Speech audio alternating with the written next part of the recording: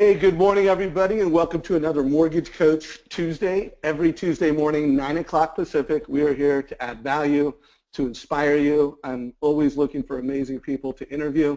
I try to make it so 60-70% of the time I'm interviewing a mortgage professional, someone that is actually doing this job every day. And next week, I have an amazing top producer out of a small mountain market in Colorado that's just crushing it. So next Tuesday is going to be awesome. But this morning we have Terri Sjodin. Terri, welcome to the Mortgage Coach Call. Good morning, Dave. Thank you for having me. I am looking forward to learning more about Scrappy. I want to thank you for sharing an advanced copy of this book with me, and it's really awesome. So great to have you. Well, I am honored to be part of your show and excited that you're one of my early reviewers. So to hear your lovely feedback warms my heart, so thank you very much. Right on. Well, hey, everyone, this message in Scrappy is exactly what mortgage professionals need. I've interviewed hundreds of the top mortgage professionals in the country, and now when I do these interviews, and after reading Terri's book, I'm always kind of thinking to myself, what is the Scrappy score? How scrappy are they? Because most of the most successful people they've got a pretty high Scrappy score. So it'll be fun to unpack that and talk about how everybody could how you could raise whatever your Scrappy score is. I do want to remind everybody, if you're not getting our emails that alert you to the calls that we're doing, make sure you put our email address in your contacts so that we don't get caught in spam filters. Hopefully you got the email announcing today's call. One call that was super awesome that I did last year with Simon Sinek, I think is relevant to what we're going to talk about today. Because the concept of your why, why are you a mortgage professional? Why are you on the mortgage coach team? The more clear you are on your personal why and the more compelling it is at a gut level, the more successful you'll be. And I think that goes to be the same with Scrappy. The more clear you are on what Scrappy means, the more personal it connects to you, the more successful you'll be. So if you did not listen to that interview with Simon, really recommend that you listen to it after this call. I really think the combination of being clear on your why and being clear on, I got to be scrappy if I want to crush it in this business, I think it's a formula for everybody to think about. Now, as we roll into this call, everybody on this call has something in common. What we all have in common is that you believe helping families make better mortgage decisions is what you're in business to do. And the fortunate thing is everybody on this call has America's best mortgage app. It's something that you could deliver to families when they're getting into debt. Every time that you're delivering mortgage advice, you can do it with graphs and charts. And whether a family is a first-time home buyer trying to net out, is renting better than owning or is owning better than renting, you're able to put that on their mobile device. If they're coming into your office and meeting with you, you're able to present in an amazing way. And when I first saw Terri speak at Sales Mastery, by the way, Terri, how many years ago was that you spoke at Sales Mastery? Well, I've spoken twice. I want to say probably a 4-year mark and the 6-year mark, something like that. Don't tell. I'm glad I finally have in the community, because I remember, just the things that you taught around the power of presenting and the presentation skills, which, by the way, if you haven't read some of Terri's other books on presenting, on just being an influencer, being someone that makes a difference, they're also spectacular. And I really think everything that Terri talks about and teaches is just cornerstone to being a successful mortgage coach. So everybody on this call, you have something in common, and I would say it's a tool to make you more effective and a tool to make you more scrappy with real estate agents. So I really want to center this interview, Terri. I know you've got some slides to share, and we're going to get into those, but I want you to center this around helping loan officers be more scrappy with real estate agents and referral partners. So everybody on this call, think of who are the most successful realtors you know in your market. Think of who are the most successful financial advisors, people that would just be amazing pillars, amazing referral partners. And what Terri's going to go through now is just going to help you become more scrappy. And there's a great quote that Terri has. I'm not going to steal it, but scrappy equals success. So Terri, I'm going to push the screen off to you. If you could tell a little bit about yourself, again, from my perspective, who you are to me is you're one of the best speakers I've ever seen in Sales Mastery. You're someone that I'm excited to introduce to the mortgage coach community, and it's a book that I think is going to be not only a great book for mortgage coaches to read, but to share with realtors. So tell us a little bit about your backstory. Well, thank you. Well, I've been a full-time professional speaker for over 25 years, and my area of specialization, as you mentioned, is in public speaking and persuasive presentation skills. So, every speaker has their claim to fame or their thing that makes them different, and most assuredly, my last book, which was called Small Message, Big Impact, did very well. It hit the New York Times, Wall Street Journal, and USA Today bestseller list, and that book really has a life of its own. But within the pages of that book is a chapter on earning the right to be heard, and that's really where I started talking about this whole concept of getting scrappy. And the premise is really simple. You could have the greatest presentation in the world, but if you don't have access to the most desirable listeners and decision makers, what good is that presentation? And so one of our biggest challenges as business and sales professionals, whether you're a lending professional or a real estate professional or any of the affiliates who might be on this call, is how do we access the most desirable listeners so that we can then deliver that great presentation that we've crafted, or have that conversation that can lead them towards wanting to work and partner with us in the future. And so that's where this whole concept of getting scrappy really came into play for me. And so in this particular session today, when we talk about scrappy, I really believe it's a choice. It's a choice to play bigger in your life. And in this webinar, we're going to discuss why getting scrappy matters, why it makes a difference, not only in your personal life, but also in your professional life. We're going to talk about the 3 key elements of a successful scrappy effort. We're going to talk about how to cultivate tactical ideas and execute your next winning scrappy plan. And then hopefully, integrated in and out of, we'll answer some of the key questions that are maybe on your mind as a result of this whole concept of getting scrappy. So how does that sound? I love it. Love it. So hey, folks, I want to push everybody during this call. Feel free to ask questions. I'll bring them in at the end. So any questions that you have, put those in the control panel question areas. Also, there's going to be some great quotes and some takeaways that Terri shares along the way. Please post those in comments. If she says something you just think, wow, I want to remember that, and I want to share that with my team, please post those in the chat section of today's call, and I'll be bringing that into the conversation. So let's get into it, Terri.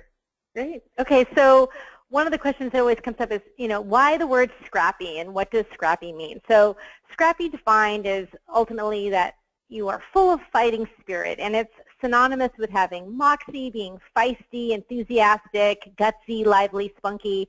Actually, the Urban Dictionary has another lovely definition. They say it's a little person who still can kick some ass. So I find that entertaining as well. But this notion of getting scrappy is really bound up in the effort to get around an obstacle or a challenge in a way that's faster or smarter or in a clever way, even maybe against the odds, right? And so if you're on this call and we're trying to stir this awakening in you, it's how do I inspire people to play a little bit bigger in their lives, to really envision what they might want to accomplish, and how would you really get there, right? Because we all have dreams, wishes, and hopes for the future. There's a beautiful African proverb that suggests you can wish, you can dream, you can hope, and you can pray. But when you pray, move your feet. So the exceptional life depends not on working harder, but on different, even opposite actions from habit and the crowd. And that's a Ralph Waldo Emerson quote. But I really believe that that's what this mindset element is in terms of getting scrappy and what it's all about. So with that being said. Loved it. What's the backstory? So how did this whole thing come up for me? And I wish I could tell you that it's this really elegant, phenomenal, like I had this aha moment under a tree. But actually it was a movie. So I remember it was back in the late 80s. I realized I'm dating myself. And I was super frustrated trying to get a job. And I was a graduate from San Diego State University, which is a good school. But I didn't have an Ivy League pedigree degree. And I didn't have this Rolodex of all these super high calibered people that my parents knew to help me to get a job or to access some of the most, desirable positions that were being available, and I felt like I was getting screened out before I was even getting a shot. And I hadn't taken on my very first straight commission only sales job, and I was trying to beat down the doors and trying to, build a platform for myself. And as all of you know, when you're burning 8 to 10 hours a day on a straight commission sales job and you're not making any money, you're actually losing money initially with your new job, you're not a happy camper. And I thought, what am I going to do? And there were certainly desirable prospects that I wanted to acquire as clients, but I couldn't figure out the workaround. So I'd gone to the movies with some friends. This is a random Friday night, and we saw the movie Wall Street. And for those of you who haven't seen it, I definitely suggest that you, kind of go download the video and watch it when you have a moment, because there's just some priceless moments in that film. But in the movie, Bud Fox, who's an ambitious young stockbroker played by Charlie Sheen, he's trying to build his portfolio of clients. And Gordon Gekko, who's a powerful corporate raider played by Michael Douglas, was kind of his dream prospect. But he was, but of course, almost impossible to reach. So Bud decides he has to stand out from his competitors, and so he creates this plan to call Gordon Gekko's office every day for 59 days in a row. And he starts charming his assistant, and he figures out when Gordon Gekko's birthday is, and then he finds out what his favorite box of these rare cigars is. And he really creates this whole plan to visit Gekko on his birthday, deliver the cigars, and then get his shot. And this whole plan works. Not only does it work, he got the shot, but I got the lesson. The homework, the cigars, the effort to bond with his assistant, that got him in the door, and that made all the difference in the world. And I thought to myself in that moment, oh my gosh, that's what I need to do. I didn't have the word scrappy to articulate it at that moment, but when I think back to the word, that was exactly the awakening scrappy moment for me, if that makes sense. It makes total sense. And I think, first of all, I'd be surprised if there was a lot of mortgage professionals on this call that did not watch that movie, that does not remember. And when you say, what is Scrappy, and kind of what Bud Fox did, I mean, yeah, he did some wrong things, but he was scrappy. So no, I think it's a good story that really connects what it is. Yeah, no, good qualifier. Like, right, this whole example is not about the archetypal excess of the 80s, right? What we're really just talking about is that one tiny scene, that's one sequence of scenes that inspired scrappiness, not the illegal elements at all. We get it. We got it. Okay. And wait, one more thing. Sure. So, hey, mortgage professionals, be thinking of times in your career where you were scrappy, where you had someone, you wanted to play big, and you were scrappy. I want everyone to, as we go through this conversation and we go through the next, 45 minutes here, I want everybody to come around where that, hey, I was scrappy, I am scrappy.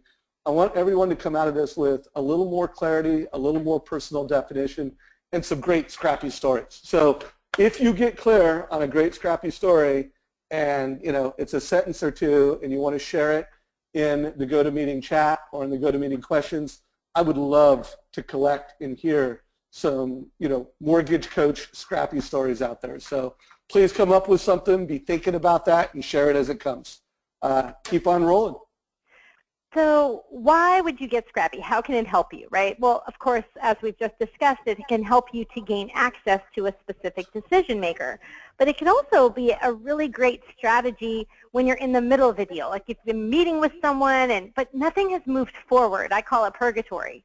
So sometimes you want to get scrappy just to get out of purgatory after getting no response at all. Or maybe it's the finishing touch at the close of a meeting, visit, or transaction to actually close the deal. Or it could be also another clever way to follow up and in a thoughtful way that makes you memorable. So imagine, oh gosh, it must have been a couple years ago now, my delight when I heard the following story. Now, I was a Girl Scout, and part of the Girl Scout experience, this is back in the day, not a couple years ago, but back in my day, I was a Girl Scout.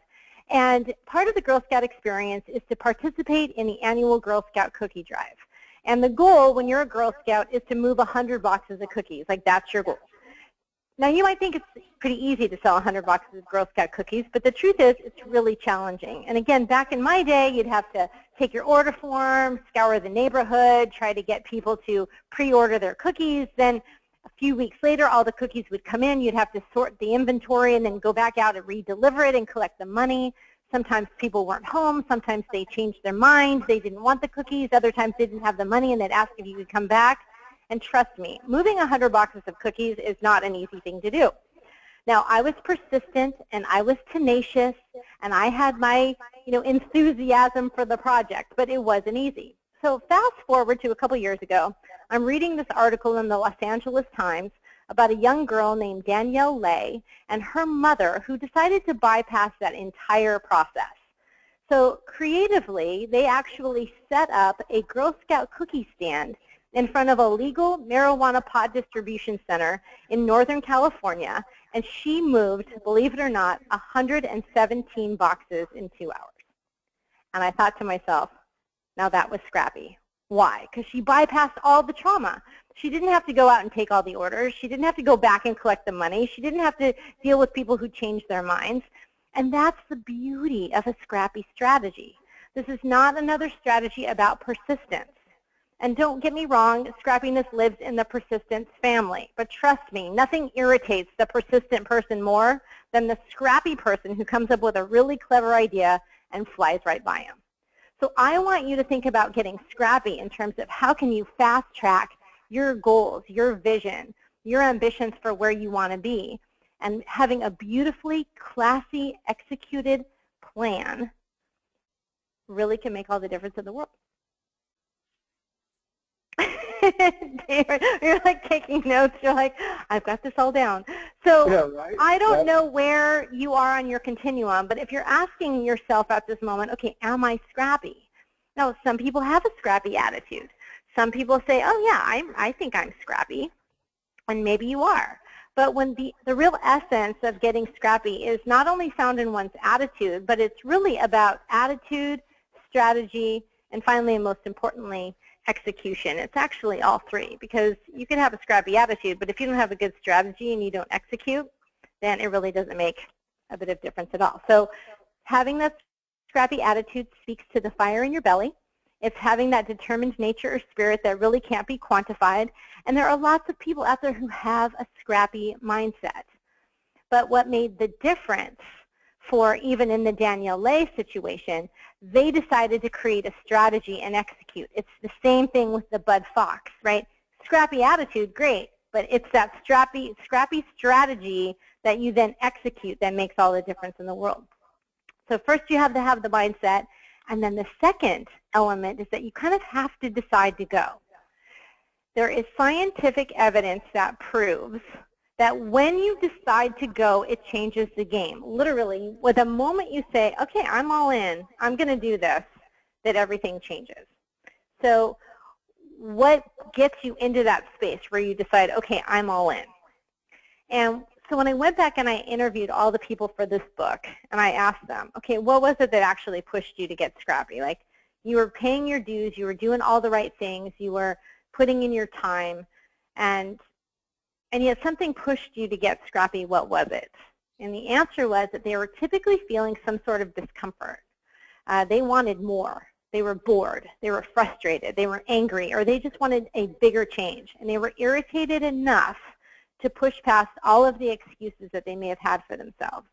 And for me, it's kind of that old adage about the oyster. Because the oyster without an irritation creates no pearl. There's something about that little bit of sand in the bed of the oyster that irritates it so much it creates this beautiful pearl. So my concept is, if you want something badly enough, you're going to find a way, and if you don't, you're going to find an excuse. So are you irritated enough, or are you inspired enough, bored enough, angry enough, frustrated enough, or inspired enough to get scrappy and start doing something? So guys, I think we've heard it so much about scrappy, and there's also just this intuitiveness around the term itself is so powerful. I have put in, and again, I have had the luxury of reading Terri's book. I had the luxury of preparing for this call. What I think are the, my definition of scrappy, being, and for me, it's being fearless. When I think of the times I've really been scrappy and I've really done some bold things, I was fearless. It always had to do with creativity. Got to be a little different. You got to be creative. And for me, it was incredibly relevant. Just nailed it for that person or for that situation. So again, part of my goal is Terri is starting this conversation. She's sharing her definition. She's sharing stories. But I want everyone to, what is Scrappy to you? So hopefully a few of you on this call have come up with a sentence or two of what Scrappy is or a story. Please share those in chat. And whether it's something you want to share or not, take the time and write it down. We want to make this time together, something that lasts. And when you get out a pen and paper, when you take notes, when you make it yours, that's when you turn, a keynote like this, an interview like this, into something valuable. So hopefully you have the pen and paper out. Terri, this is fantastic. Keep it rolling. Sure. So, why do I say that the moment you decide to go, that things change? And really, it's almost like a railroad switch. Something happens in your brain that the second you decide to do something different, something bold, it forces your nature to expand its vision. And so I know this might be hard to consume initially, but trust me, when you're happy and you're comfortable and you're sipping a pina colada on the beach in the Bahamas, you're most likely not going to come up with that really scrappy creative idea. It usually comes from, okay, I'm deciding I'm all in, and once you kind of say, I'm all in, I feel that discomfort, I'm ready to grow, and you make that leap, that's when the railroad switch kind of moves. It's almost like the needle getting out of the record and moves out of the grooves, and you have to kind of give yourself permission to go into this space, and that's where the risk is involved. It says, okay, there's a little bit of risk involved. I'm putting myself out there. And when I agree to put myself out there, when I agree to take on a little bit of risk, your brain's like, whoa, no, let's go back to the safe place. It tries to force you back to what you already know, into that safe place, because your brain is designed to keep you safe and comfortable. And so you really have to out-program your brain, and then that's when you get stimulated, and that's when the railroad switch kind of takes action. So this is a much bigger concept that we can talk about in this call, but that's really how you start to begin to cultivate scrappy ideas. And it's in that cultivation that we can start to formulate a really great strategy. So the next section that we should really start talking about is, how do you create the strategy? And a scrappy strategy encompasses all of your efforts. It's doing the research, it's due diligence, it's your sweat equity, it's all of the things together that help you channel them into the most productive direction. And it's the tactical planning necessary to achieve a specific goal. So when you're developing your scrappy approach, you've obviously got to invest in the process, and we want to help you to cultivate some scrappy ideas. And we have some really broad-ranged ideas in terms of how to help you make that happen. So let's just talk about a couple of them here today. So when it comes to developing your scrappy approach, it really is about researching the recipient of your effort. And you can't just do a generic thing that's going to work for all people. What makes it scrappy is its uniqueness, is the fact that it is outside of the norm. So, and the odds that it's going to apply to all people are really pretty slim. So I give these two examples in the book. The first one is, my mom loves marzipan chocolates. And you might be going, so what? Who cares? Well, if my dad gives my mom marzipan chocolates on Christmas morning, and he does every year, my mom is so happy. I mean, it's as if she's a kid on her 10th birthday and she just got her favorite present, even though she gets it every year, because it's her favorite thing. My dad knows this. He gives it to her. She's happy. On the opposite end of that spectrum, I can't stand marzipan chocolates. If my dad gave me marzipan chocolates on Christmas morning, I'd be like, gross, Dad, I can't believe you gave me marzipan. Like, that's disgusting. So I would have a very different reaction. So thinking that you can just give everybody marzipan chocolates and they're going to have the same reaction is ludicrous. It has to meet the needs of that person. I give the same example with Knott's Scary Farm. Two of my best friends, Nicole and Patty, they love scary movies. They love haunted houses. They love going to Knott's Scary Farm for Halloween. I can't stand it. If I bought them 2 passes to go to Knott's Scary Farm, they would be thrilled. If you gave me a pass for Knott's Scary Farm, I'd feel like I was being punished. So you have to make sure that as you're starting to cultivate your Scrappy approach, you want to think about what is the recipient like, what's the timing of your effort, and of course you always want to keep the long game in mind. And thus, that's, relevancy. It needs to be something that really connects. By the way, we did get some great definitions. So Marlene, great job. She's like, Scrappy is doing what others won't. No doubt about that. Being scrappy is definitely not the norm. Then we had someone, Tanya, had actually, put a push out there. What are some scrappy examples of, scrappiness within the mortgage space or within realtors? So I want to keep going with this strategy because I think the strategy is helping us really come up with some ideas. But I put a push to everybody on this call. What would be an example as a mortgage professional of scrappiness, whether it's something that you've actually done, or as you listen to this call, you're like, you know what, I'm going to do this. I'm going to get scrappy, and this is what that means I'm going to do. And then Terri, I'm going to put a push to you when we get kind of in the bottom quarter of the call. Sure.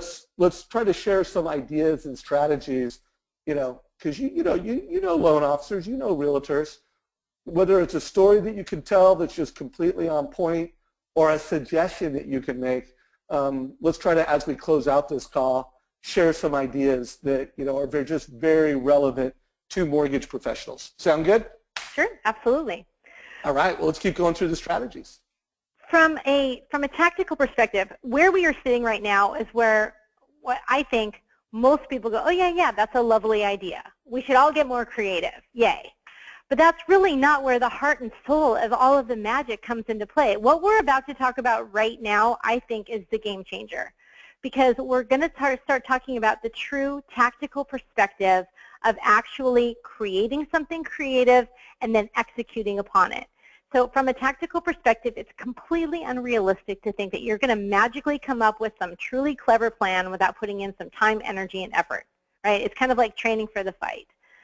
For example, a boxer might have a scrappy attitude, but she'd better put in her time at the gym with a solid coach and learn about the opponent that she's going up against before stepping into the ring with a fierce competitor.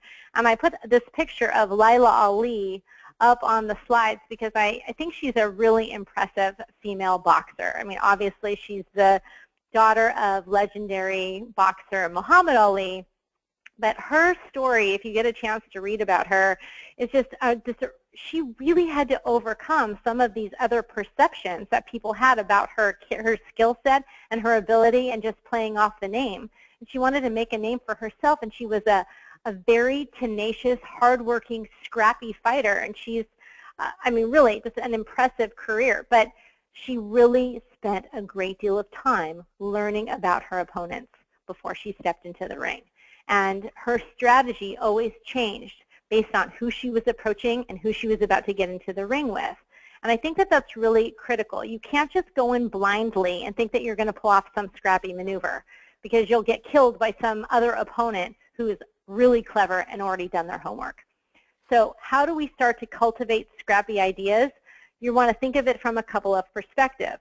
So as you start to think about dazzling a key decision maker, I would say from the mortgage banking and real estate perspective, ask yourself, all right, who are your top 5 most desirable prospects or clients? Like if you could get these 5 people on board, because we're not going to try to do this for everybody, that would be overwhelming. You just want to pick your top 5 and do them one at a time, right? Who are my top 5? Who am I going after? And then we start asking ourselves some pretty serious questions. Is this before, meaning I want to come up with some scrappy strategy to get in the door? Have I already met with them, which we would call during? Is it you've already met with them, but maybe really nothing's ever really happened, you haven't been able to stimulate any activity? Or is it after the fact? Maybe you've met with them, you've given a big presentation, you've made your play, but then you weren't able to actually get them to close or to move forward on a specific action or action. So the next element is, of course, timing. So is it before, during, or after? Then we're going to ask about how does the effort meet that timing space? So do we want to make a small effort? Do we want to make a big effort? Do we want to make a medium effort? And we're going to plan when we can. And if we don't have time for planning, then we're going to do the best we can with what we've got. So let's talk a little bit about this execution process and strategizing. So when it comes to strategizing, you might be going, okay, Terri, give me some ideas. So I'll just give you a couple of quick little small, medium, and large options. In the book Scrappy, we actually give 21 different suggested ideas, and we give examples that other people have executed upon. There's stories of people that played the short game, the long game, people who had creative ideas, people who had to come up with something on the fly, people who had the time to create a methodology that really worked. But a small gesture could include, some small token of gratitude or a clever little follow-up to a meeting or an interview. I like to send small gifts along with handwritten notes, which sounds like it's a really basic, simple thing to do. But I usually try to do something that's a little bit special that maybe nobody else is doing. Like, for example, I found out that one of my clients was completely vegan, and so, but he was kind of picky on top of the fact that he was vegan, and he still loved sweets. So I went out of my way to get these special vegan organic cookies, and I followed up and sent my little follow-up note with that, and he made the biggest deal about the fact that I actually listened to that tiny little nugget in our call, and I followed up with some vegan cookies. I had another colleague who was really, really, really into a professional writer and colleague of mine, and so when that person's new book was coming out, I ordered the book, had him sign it to that, and gave them a copy of the signed book. So again, it doesn't have to be a big over-the-top gesture. It just has to be a small gesture that makes them go, oh my gosh, I can't believe you really listened. I can't believe you actually paid attention to what I said. So that would be just a small gesture. A more medium-sized effort might be to book a different kind of meeting. Like, I love to book walk meetings. So instead of sitting down for a meal and taking in extra calories or having another boring office meeting, I ask people if they want to come down to Balboa Island and do a walk around the island. Maybe it's a nature walk in your backyard or a power walk. Changing things up to stay active at the same time, because people like to be active, they want to be physically fit, but scientifically, the Huffington Post noted that walking helps to break down formalities. It relaxes inhibitions. It fosters camaraderie between colleagues, and actually less eye contact can fuel more personal conversations. So meeting on the go also minimizes distractions. So I'll say, hey, don't wear your big boy clothes or don't wear your big girl clothes. Just wear your workout clothes. Why don't you come down to the island and we'll grab a Starbucks and we'll kind of talk through what you're working on and what's important to you. And it really kind of changes that effort. So I'm kind of known for my Scrappy meetings. And I've actually had meetings around the island with members of Congress, CEOs of major corporations, and also donors for our philanthropic organization. So it really seems to span all kinds of different humans and circumstances. And then, of course, a large gesture could involve much more personal investment.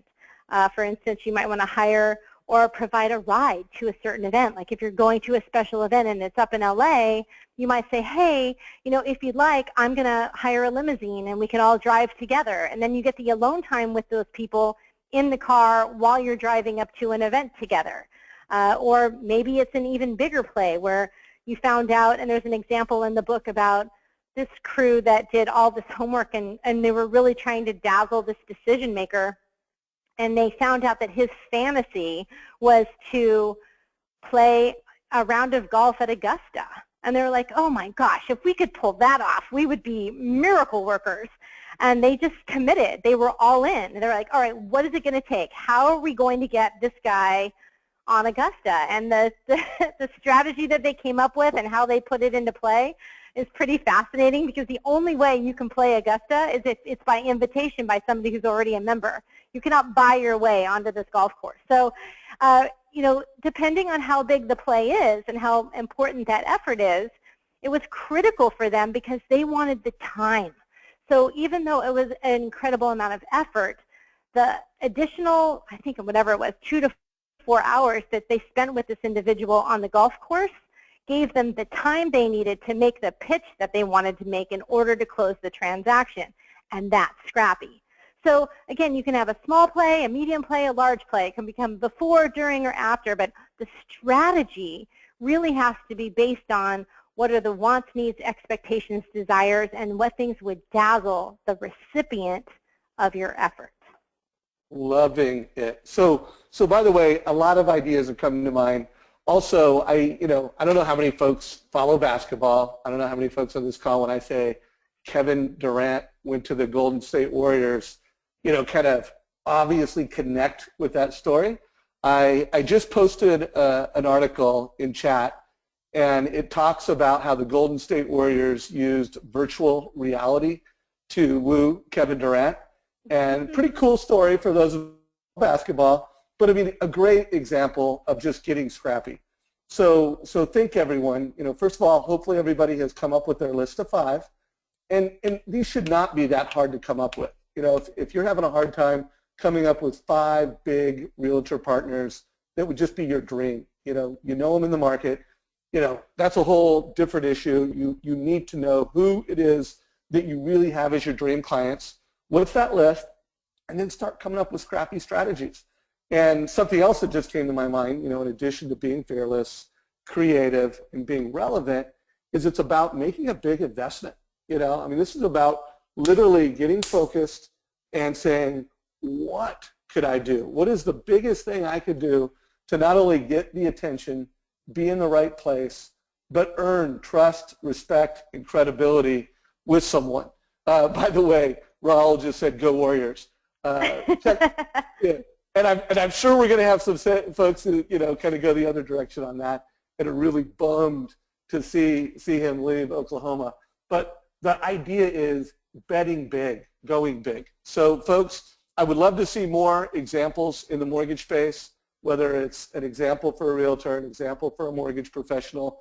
What are some scrappy ideas? Stories that are scrappy stories where you've had a success, or suggestions. What are you going to do this week to go scrappy? And by the way, Terri, I think you're doing a nice example of, you're showing big ideas, you're explaining small ideas. I love it. So let's keep rolling, and then hopefully we get some audience participation, and we get some specific ideas in. Keep it rolling. Absolutely. So it kind of goes back to this moment, right? There's this moment where we could all be sitting on this call, we can all be brainstorming, and there's this place in your mind where you go, yeah, that's nice. No, I agree. I got to get scrappy. And you know what? Everybody wants to come up with the perfect, spot-on, creative example. And it's just not going to come overnight. It takes time to cultivate. So again, you want to give yourself the freedom and the luxury to do a little homework, to pay your dues, to do some research, do some real digging. It's not going to happen overnight, but when it does, then you have to start thinking about your execution. So execution is really about putting your plan into play. It's the go phase. It's the transition from planning into actual engagement. And of course, this is where the risk comes in, but so does the reward. And Amelia Earhart, God bless her, she said the most effective way to do it is to just do it, right? Just stop tinkering. And there comes a point where you have to stop tinkering and go. So how do we do that? Well, we craft this list, and we start to assess our risk tolerance. And you can start thinking about not only what is your risk tolerance, and how do I scale a scrappy culture within my organization, and how can I leave a little room for serendipity. So let's just talk a little bit about risk tolerance and why this is so important. So again, everyone wants to come up with that spot-on gesture that's just the right amount of funny and daring and confident and inspiring. But unfortunately, sometimes good ideas and good intentions can go awry. So to avoid that, you're going to want to assess your risk tolerance. And I just want to give you a couple of little crash and burn stories where you might be thinking to yourself, oh, this would be so clever. So we have a ton of these in, I believe it's chapter 7 of the book, where people, did these ridiculous over-the-top things. So for example, you may have heard the story about the guy who actually shipped himself in a crate to get the attention of a girl that he was dating. And, that not only did he almost die, by the way, he almost suffocated to death, but just as a note, it's illegal to ship a person in any form. So it's like, it was a really bad idea. But in this person's mind, they thought, oh, I know, I'll just ship myself in a box, and it'll be really dazzling and get someone's attention. And quite the opposite, it's creepy, and so you just don't want to do something like that. So you have to ask yourself, yes, that's daring and confident, but was it wise? Right? So whatever scrappy effort you're going to execute, I like to say, let's keep it classy and scrappy. There was another example of a gal, colleague of mine, her name is Toni Coe, and she was actually on the receiving end of the effort. So there was a young gal who was really trying to earn her business, and she kind of really went past the point of no return. So she had really pushed too hard. She presented her services to Toni, and then as a little follow-up, in a very determined way, she started getting little gifts from the woman. She sent Toni a bouquet of flowers. She sent a box of chocolates. Then she sent cookies. And then somehow, after finding out that Toni had a dog, she even sent some pet treats. And Toni was flattered and appreciated it at first, but then she sent an email reminding the young woman that her business proposition simply wasn't a good fit for her. And this gal still persisted, and it actually took Toni multiple attempts to get the point across to this young woman that she wasn't interested. And ultimately, she became kind of bothersome, and her efforts had lost their charm, leaving Toni more annoyed than she was impressed. So again, you want to make sure that the effort that you execute is A, landing in the mind of the recipient, B, is appropriate, and then also think about, is there a time that you need to back off? So timing, like a dance, you have to think about the elegance of your approach, when to step back, think about your classy efforts, right? We don't want to bowl someone over. Some people might like a more subtle approach, and some people might like some really big, bold, daring efforts. But you really want to think about your risk tolerance, what you're willing to deal with, and again, don't do anything that would cause risk to your person, to your credibility, or to your reputation. So again, keep it classy and scrappy is my motto when it comes to execution.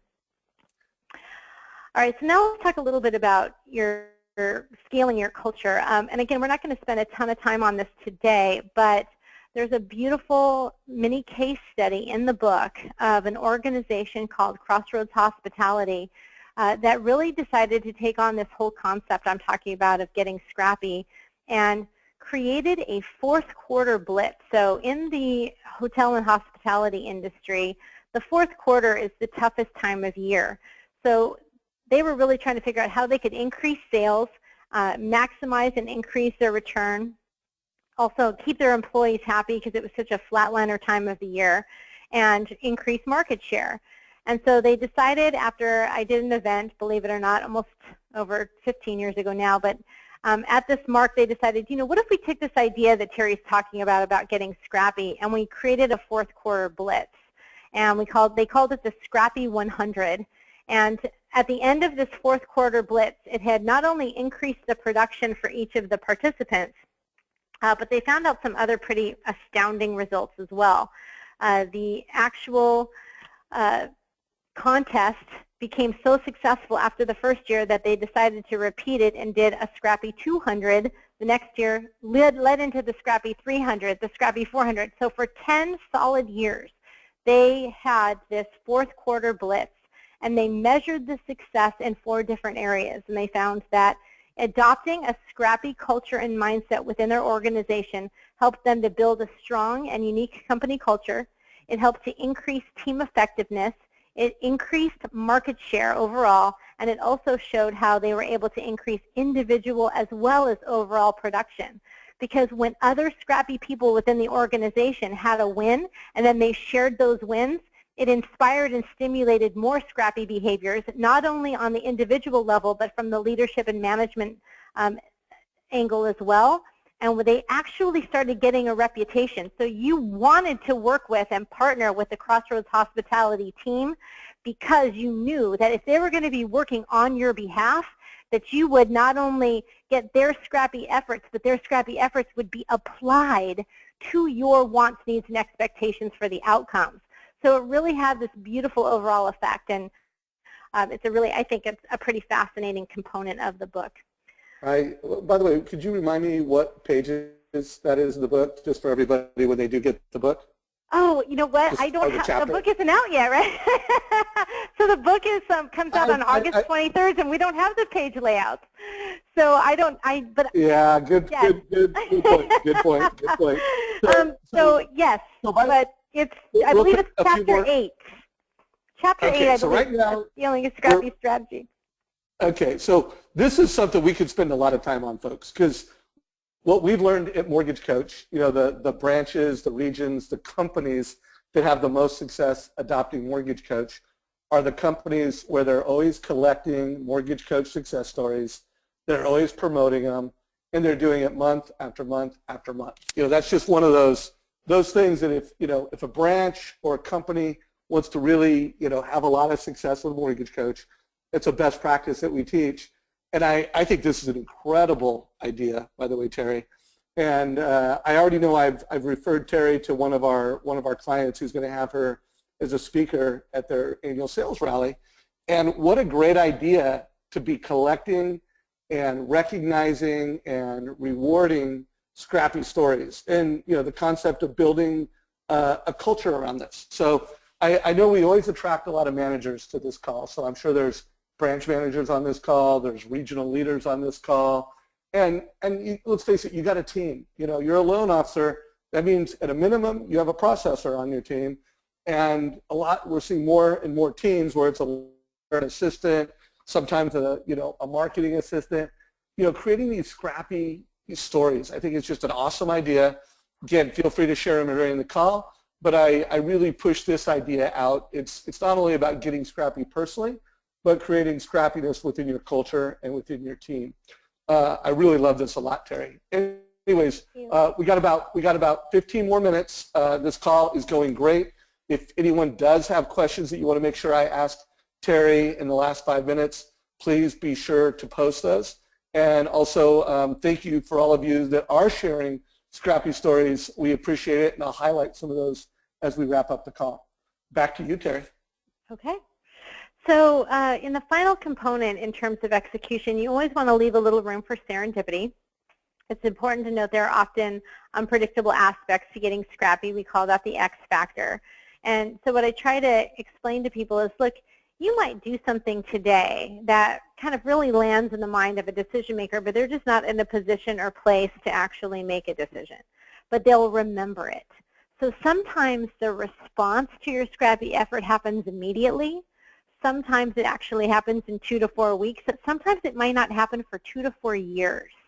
But the fact that you actually did it, it leaves an impression on the mind of the recipient, and then the ripple effect from that gesture really can have long-term effects. So just leave a little room for the X factor and serendipity, because when it comes to getting Scrappy, really the magic is in the mix. When you're putting your plan into action, that's where it starts to get a little scary, right? So what happens is there's a little moment of pushback where people say, okay, that sounds like a really great idea, but I'm nervous, or I'm scared, or I just want to tinker with it a little bit longer, or it just needs more time. And there comes a moment where you really have to, people spend so much time getting ready that they never take action. So if you really want your circumstances to change, eventually you have to stop tinkering and launch. And so what does taking action look like? So there's a lot of different stories and illustrations that are in the book in terms of what taking action looks like. I think that there are probably 2 or 3 of my favorites are people who had just different reasons for wanting to get Scrappy. For example, there was a gentleman named Damian Hickman, and he actually owns Damian Hickman Designs. It's a design firm, and he decided that he was going to go after Quicksilver, and he tells this really great story about how he had to repeatedly create designs that were literally thrown away by the decision maker in an effort just to get his toe in the door. And this guy kind of tortured him a little bit, but he was scrappy, he was tenacious, he kept coming up with creative and clever ideas, and ultimately he gets the win. There are people who, if you have kids who are career transitioning from college and into their very first job, there are several beautiful illustrations of people who got Scrappy to get a job interview, because getting in the door to get the interview is one of the biggest challenges. And then some of the creative things that people have done and mid-career that were doing career transitions. And there's stories about people who were entrepreneurs who were selling a different product or service and trying to get to a different decision maker. So there's personal reasons and there's professional reasons for wanting to get scrappy. But if you want to move your intention forward, I really clearly believe that getting scrappy makes all the difference in the world. Here's the takeaways. There's no specific recipe or exact formula for success when it comes to getting scrappy. But that doesn't mean that you can't learn from those who've gone before you. And the process is fluid. It takes a scrappy attitude, it takes a well-crafted strategy, and ultimately the execution of an effort. And we do have what we call a Scrappy Strategy Action Plan checklist that's inside the book. So if you want to check that out, I'd strongly recommend you do so. It keeps life pretty simple. But in conclusion, we just try to say, look, try envisioning what the future might look like if your particular scrappy effort, whatever its size, intensity, or risk, succeeds. And imagine how that success might ripple through the rest of your career or life. And just remember that you are the main character of your own life story. And when you get scrappy, it makes for fun and interesting chapters. So, if nothing else, I think that when people say, well, why do you do it now? Like, do you still get scrappy? I'm like, oh, heck yeah. Like, trust me, there's no level of the game, there's no level of your success, and there's no level in terms of how many years you've done what it is that you're doing where you're not going to still get scrappy. I mean, I've been a full-time professional speaker for 25 years. This is my third book. I mean, at some point, people start to go, well, gosh, do you really still have to try that hard?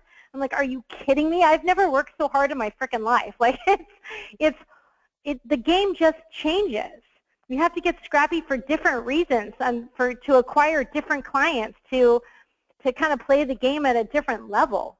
And I think that each time you get scrappy, you're upping your game. You're playing a little bit bigger. And the cool part is that the bigger you play, the scrappier people you meet. Like, if I pull off a scrappy maneuver at a different level, you almost see how somebody who's also scrappy appreciates the effort because they're scrappy too. Like, there's this nod of understanding where people go, I like people like you. I want to work with and partner with people like you who are also scrappy. There's almost like an acknowledgement of we're of the same tribe, we are cut of the same cloth. So you're going to attract and resonate to other people who are scrappy and want to do business with you in the way that you want to do business or want to partner with you in life. And I find that my friends are scrappy. I'm inspired by my scrappy friends. When my scrappy friends pull off some huge maneuver and they call me and they tell me what they did, I'm like, damn, I have to do something. Like, it rallies me. It gets me fired up and helps me to take things to another level. So I just strongly believe in this gift, this magic of what Scrappy can do to our lives to change our circumstances. And at the end of the day, it's fun. And there's a funny little anecdote at the end of the book where we say, look, Scrappy equals happiness. And what makes happiness? Happiness is a derivative of all of the efforts that kind of give us this feeling of excitement each time we execute some new effort. And I believe, and I've said this to you before in our private conversations, Dave, that scrappiness drives prosperity. And the outcomes are just happy.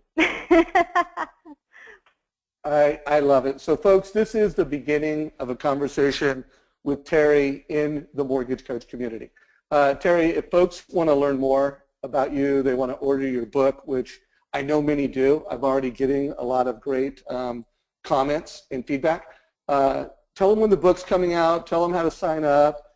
And then I'll take the screen here in a minute. I'll share the closing thoughts, kind of help the Mortgage Coach community take it to the next step. But how can they sign up, and tell us when it comes out?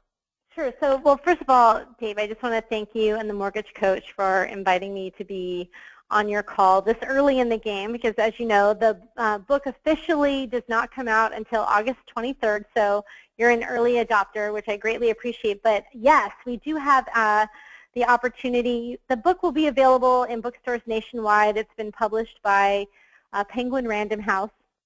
If you'd like, you can go to a designated website, which is scrappythebook.com, and that will give you not only the book description, but it gives you links on how you can pre-order the book online via Amazon.com, BarnesandNoble.com, all of the indie stores, all of the Apple stores, whatever. More importantly, what I think is the best part is I actually just finished recording the audiobook. We were in the studio, so if you prefer an audiobook version, you can actually go to Amazon.com and pre-order the audiobook version of Scrappy as well. And versus whether you want Audible or actual CDs, it's available in audio CD formats. So, and there are incentives. So just as a heads up, if you pre-order the book, you can actually go back to the site and enter in your contact information and be part of what's called the Scrappy Book Club, where you will be sent a free workbook and study guide that accompanies the book in either audiobook or hardcover form. And we're going to actually hold a series of calls and webinars after the book is released just to help you to execute and implement Scrappy strategies in your life, both personally and professionally. Love it. So we've had a lot of great feedback. So folks, really simple, visit scrappy-thebook.com. There'll be a link to that in chat. Make sure you pre-order the book on Amazon. You know, we've given you a link to that also in chat. So sign up today. Michelle, thanks for the super nice comment. You know, thank you so much, Terri and Dave. You know, I'm a new loan officer with only a year in the industry. Great time to be scrappy. By the way, all of us, think about how scrappy we were our first couple of years of the business. You know what? There's no reason we can't be scrappy again. So great push to folks that are new. But, you know, for folks that aren't new, you know, take it to the next level. You know, who are your top 5? So thanks, Michelle, for that. Also, I urge you guys as mortgage coach community, you know, think of things that are happening in the world, you know, that are just good, scrappy stories. You know, this is a story I read last week. You know, it helps me reconnect with that concept. You know, Terri, thanks for defining what scrappy is to you. I'm going to add to this, but coming into the call, this was my definition. It just means being totally fearless, extremely creative, and totally relevant. By the way, just after this call, my definition is going to tweak a little bit. So I thought that was pretty good. Yeah, that wasn't too bad, right? I mean, that was, you know, there's more to it, but it's a good personal definition. You know, Marlene, great job for coming up with a part of your definition. Marlene, I would love it if you have expanded this or you have some more. Feel free to put that in chat or the Q&A part that you did. You know, Diane, thank you for playing along, talking about different ideas and strategies. But I think, you know, the big takeaway is scrappiness does drive success and prosperity. And hopefully this call is just the beginning of a conversation with Terri. Hopefully many of you on this call will invite Terri to speak at your sales rally. Terri, if they want to contact you for speaking, is it the same thing as going to your website and that information? Yeah, same thing. All the pages are there. They can just go to scrappythebook.com or just go to www.terrisjodin.com, TerriSjodin, terrisjodin.com, and that'll get you there. Okay, great. So as mortgage coaches, you know, you guys can be scrappy every day of the week in a little way with a mortgage coach. You know, just make sure every time you're helping a family, you're giving them a total cost analysis. You know, you're going above and beyond the norm. Average loan officers deliver fee worksheets. Mortgage coach loan officers deliver graphs, charts. They add a video to it. You know, I think last week's call with Todd Bookspan where we talked about the annual review, that's scrappy. You know, most loan officers don't, you know, provide a family with, you know, an update on how their loan compares to the market. You know, so as mortgage coach professionals, you have a way that you can be a little bit scrappy every single day of the week with every single customer. And I look forward to keeping this conversation going and coming up with other ways. Next week's call with Catherine Pedersen is going to be awesome. She's going to be joined by her coach with Building Champions, Michael Reagan. So we'll have both a top loan officer in a small market in Colorado who's doing big business, small market, big business, and she's great scrappy ideas. So make sure you come to next week's call. Also, I want to remind everybody, every single day of the week we are doing training. So tomorrow on Wednesday, we'll be teaching you how to use your mobile device with realtors, with borrowers, how to turn your mobile device into a great sales tool. Make sure you check that out. Also want to remind you this call is recorded along with all of our calls, so you can download that and check it out in our GoToMeeting channel right after the call. So Terri, as we wrap up today's call, I am pushing a poll right now, seeing what everybody thought of the call. Did we surpass your expectations with a wow? Was it good and you got some great takeaways? Let us know what you thought of today's call. Terri, any last words of wisdom as we wrap up today's call?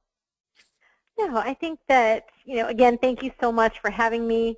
I really believe that executing a Scrappy effort can unfold in countless ways, reflecting on any individual's personality and skills and dreams of the future. I believe it's a powerful way to envision what the future might look like if your particular Scrappy effort, whatever it is, works. And I hope that everybody just goes forward with hope and gets Scrappy. All right. All right, everybody. Have a great week. Please share Scrappy success stories with me at dave@mortgagecoach.com. Have a fantastic week, and we look forward to seeing you next week when we interview Catherine Pedersen with her coach, Michael Reagan. Take care, everybody. Thanks. Bye-bye.